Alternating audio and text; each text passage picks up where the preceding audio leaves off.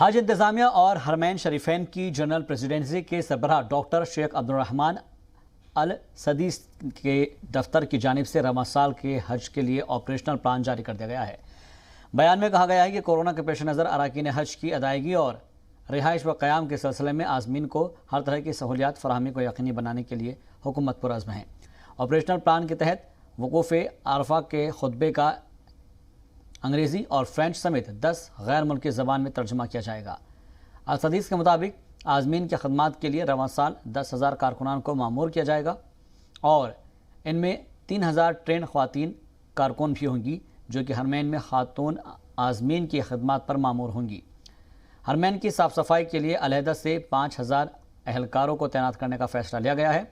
Corona के पेश नज़र जहाँ तवाफ़ के लिए मस्जिद हराम में 25 ट्रैक बनाए गए हैं तो वहीं रोबोट के ज़रिए आज़मीन को आब ज़मज़म फराहम कराने का इंतज़ाम भी किया गया है।